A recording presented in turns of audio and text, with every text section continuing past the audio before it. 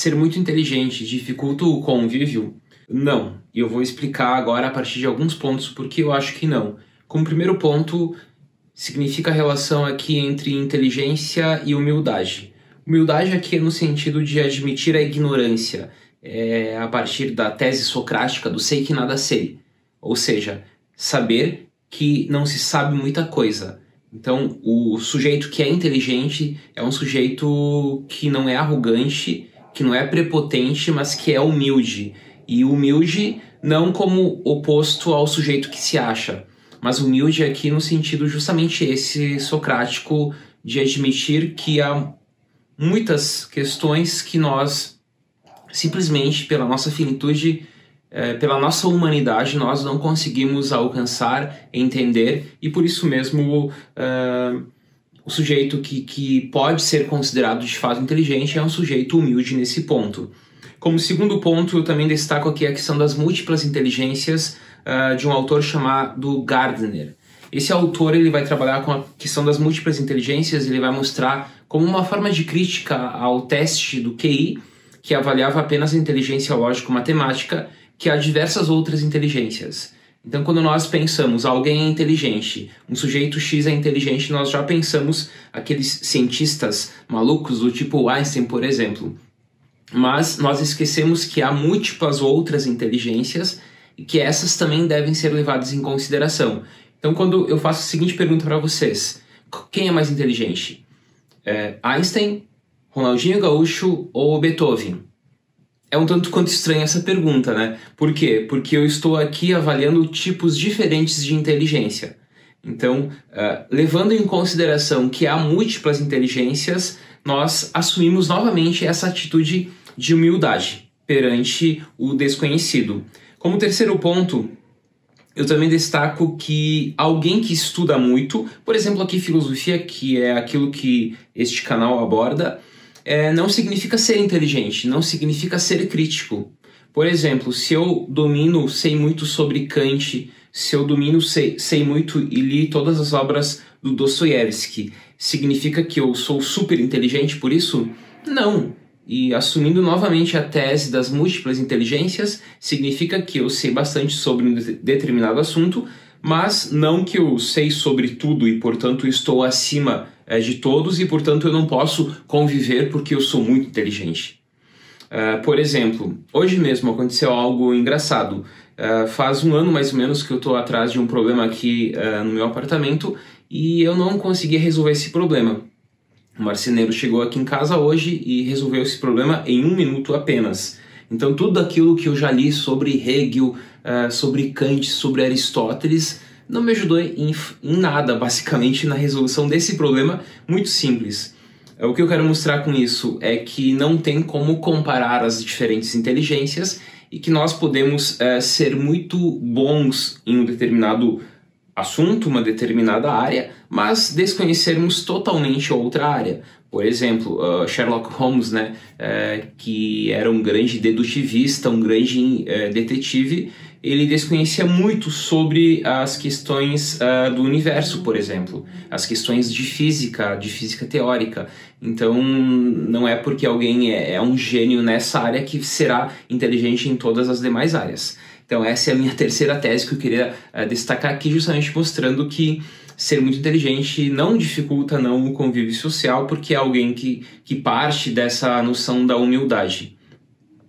A filosofia, como quarto ponto, ela acaba abordando muitos temas, muitos assuntos, e por isso mesmo quem estuda filosofia acaba, de certa forma, estudando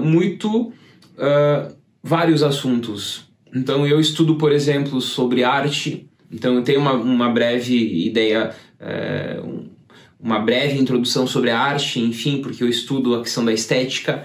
Eu conheço alguma coisa sobre a questão do direito, porque eu estudo filosofia do direito. Eu conheço questões, por exemplo, de ciência natural, porque eu estudo filosofia da ciência, ou eu estudo filosofia da biologia, por exemplo, então eu conheço um pouco de biologia. Ou seja, o filósofo é aquele que ele tem essa abertura para vários assuntos, vários temas, e portanto é alguém que de certa forma pode ser considerado, né, ou ele pode cair nesse problema que é o problema de achar que sabe muito sobre basicamente tudo. Não. Então, alguém que estuda a filosofia é alguém que não necessariamente, ou qualquer estudo, quem estuda muito não é alguém necessariamente inteligente, né? É alguém que sabe muito, e não é alguém necessariamente crítico também. Porque tu pode ser um sujeito crítico sem ser estudante de filosofia. Não há uma relação aqui necessária entre estudar filosofia e se tornar um sujeito crítico. Não. Alguém que talvez não conhece nada sobre filosofia é bem mais crítico do que alguém que tem uma tese de doutorado, por exemplo, em filosofia. Por isso mesmo, o estudante de filosofia, ele acaba, né, sempre tendo essa visão presente na obra República do Platão, né, da doxa para a episteme, que remete à saída da caverna. Então, muitas vezes, quando nós olhamos para alguém que desconhece muito um determinado assunto ou tem uma visão demasiadamente superficial sobre determinado assunto, nós já pensamos esse sujeito numa caverna, no estilo platônico, né? Lá, preso na doxa, preso na mera opinião, no senso comum. E, de certa forma, parece que nós precisamos retirar esse sujeito da caverna, da doxa, do senso comum. Da mesma forma, como assim tu vai impor algo a esse sujeito?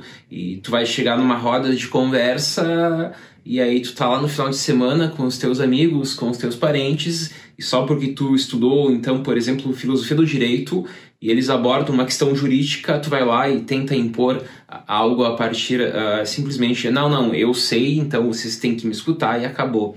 Não, obviamente não. Por isso mesmo, tu tem que sempre trabalhar muito bem com os argumentos e não com a chamada falácia da autoridade. Porque eu estudei tal assunto, então vocês vão ter que me seguir. Não, simplesmente por quê? Porque tu tem que defender a tua ideia a partir do argumento. O argumento deve ser bom, ele por si só, e não simplesmente porque alguém tem um título, porque alguém é cientista, porque alguém fez determinado assunto. E isso serve também para a filosofia. Alguém que estuda filosofia, como eu estava falando, é alguém que estuda muitos assuntos e, de certa forma, ele acaba se deslocando nas conversas de bar com os amigos que não estudam filosofia, porque é alguém que já, ao ler, por exemplo, um Levinas, um Hans Jonas, um Peter Singer, um John Rawls, tem várias opiniões sobre temas concretos, temas atuais, por exemplo. Mais um ponto que eu queria destacar é que o inteligente é alguém sempre aberto ao diálogo, né? Isso significa que é alguém que não chega e impõe uma verdade, mas é alguém que tenta sempre dialogar, trocar ideias. E aqui eu lembro de dois autores, o Habermas, com a situação ideal de fala, e também, de certa forma, o Rawls, com a posição original, com o véu de ignorância. O Rawls, ele diz que toda vez que tu vai para o debate, para a conversa, tu tem que partir de dois critérios, a racionalidade e a razoabilidade. Tendo a racionalidade e a razoabilidade, tu pode discutir qualquer assunto e trocar ideias de fato, né? E não tentar impor a tua verdade. E aí nós podemos fazer a menção ao véu de ignorância, buscando assim uma espécie de imparcialidade. Já o Habermas, com a situação ideal de fala, é uma situação de fala ideal, onde no debate, na conversa, tu vai tentar então buscar o consenso, e buscando o consenso tu vai universalizar a máxima, de certa forma, universalizar a norma, né? O princípio U do Habermas. Então aqui, toda vez que tu vai para o debate, segundo o Habermas, numa situação ideal de fala, onde há veracidade, onde há sinceridade nos atos de fala, tu pode convencer ou se deixar convencer a respeito de algum litígio. O sujeito que é, de certa forma, inteligente, ele está aberto a esse diálogo, a essa troca, e até mesmo se deixar convencer a respeito de algo que ele não acreditava. Então estamos sempre, né, enquanto estudantes, prontos para mudarmos de opinião, prontos para mudarmos de argumentos que defendemos. E como último ponto, né, há 3 palavras-chave aqui que nós podemos associar a essa pergunta, que são melancolia, a impaciência e o sujeito que é ranzinza. Então, o sujeito melancólico, né, o sujeito que sofre muito, é um sujeito que é o inteligente que sofre. Por que ele sofre? porque ele conhece as dores do mundo, porque ele conhece as tragédias humanas. Então, é muito comum verificar isso na literatura, por exemplo, né? A relação entre o sujeito inteligente e a melancolia. O sujeito melancólico, por exemplo. A impaciência, o sujeito que é impaciente, da mesma forma. Muitas pessoas são impacientes. Muitas pessoas, ao estudar um determinado assunto, acabam se tornando impacientes em relação aos outros sujeitos que dominam menos ou que não são tão inteligentes quanto ela. Então é algo assim que a gente tem que tomar cuidado para não cair, né, simplesmente e utilizar, por exemplo, a falácia da autoridade para impor uma verdade, né, mas está sempre aberto ao diálogo. Claro que se o outro sujeito não está aberto ao diálogo, então não existe essa troca, essa reciprocidade. Aí, enfim, né, aí até mesmo eu desisto porque não vale a pena. Então, se eu vou para conversar com alguém, né, e esse alguém não tá nem aí para as minhas ideias e vai lá e impõe a sua ideia, então não há esse espaço da troca.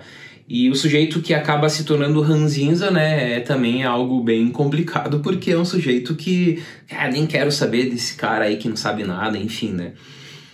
Para finalizar esse vídeo, eu queria só comentar rapidamente também algo que acontece muito comigo, que é o seguinte: eu tenho vários grupos de amigos diferentes, com várias posições diferentes. Então, por exemplo, 2 grupos de amigos, né? Eu tenho um grupo de amigo muito forte mesmo, que eu convivo muito com eles, que são, politicamente falando, de esquerda, situados à esquerda, né? E eu tenho outro grupo de amigos que também eu convivo bastante com eles, que são amigos vinculados politicamente à direita. E estando nesses 2 grupos, né, tanto o grupo de esquerda como o grupo de direita, passando aí algumas horas conversando durante um almoço, durante um café, escutando, enfim, participando da conversa também, mas escutando muito mais, se percebe claramente, né, que esses 2 grupos, eles criticam o outro grupo, aqui não que eles se conheçam, né, mas o pessoal, esse aqui, nossa, que absurdo pensar tal coisa, mas o mesmo argumento que esse grupo usa, esse também usa em relação a outro grupo. Então, tem muitos assuntos que são de fato polêmicos, que são de fato geradores de debate, e eu vejo como isso. Eu vejo simplesmente que há boas posições aqui e aqui. E não significa porque esse grupo está criticando esse que não há nada que se salva aqui ou vice-versa. Mas muitos que estão aqui ou aqui acabam apontando o dedo para cá e falando que absurdo, tem que ser muito burro mesmo para pensar dessa forma e tal. Mas a mesma coisa é dita desse outro lado. Então isso me faz pensar bastante. Por quê? Porque tanto este grupo como esse são grupos de pessoas super inteligentes, e isso gera esse tipo de reflexão. Pessoal, essa pergunta eu recebi no Telegram, no grupo de debate que eu tenho do Telegram, então me sigam por lá também. E eu estou recebendo várias perguntas aqui pelo Telegram, no grupo de debate, pelo Instagram e também aqui no YouTube. Eu estou separando as perguntas que eu estou recebendo de vocês e vou, a partir de agora, gravar mais vídeos nesse formato, conversando com vocês sobre perguntas que vocês vão me enviando. Então, fique à vontade para me mandarem perguntas, tanto no Instagram, como no Telegram, no grupo de debate, como aqui também no YouTube. E voltaremos com mais vídeos sobre diversos assuntos e vamos filosofar porque filosofar é preciso. E até mais, um forte abraço.